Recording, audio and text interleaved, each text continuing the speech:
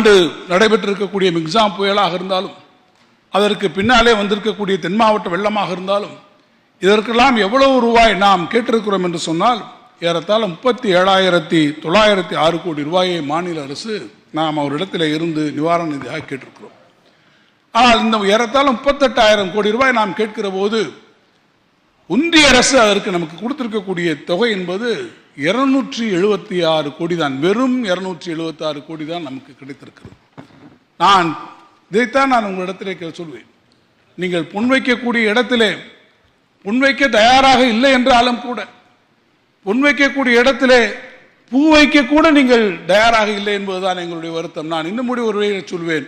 பொன்வைக்கக்கூடிய இடத்திலே நீங்கள் பூ வைக்காவிட்டாலும் பரவாயில்லை, உங்களுக்கு பிடித்த நான் ஆண்டாளுடைய நாச்சியார் திருமொழியில இருந்து கூட நான் சொல்லுவேன்.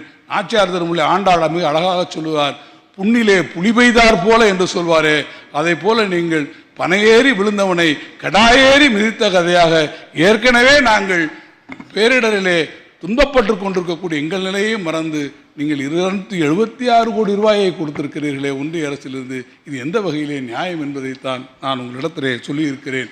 இதைத்தான் நான் பேசுகிற போது அந்த கூட்டத்திலே சொன்னேன், தமிழ்நாட்டிற்கு இழைக்கப்பட்டிருக்கக்கூடிய மிகப்பெரிய அநீதி இது என்று நான் இந்த கூட்டத்திலே என்னுடைய கருத்தை எடுத்து சொல்லியிருக்கிறேன். இப்போதும் கூட இந்த காலம் கடந்து போய்விடவில்லை.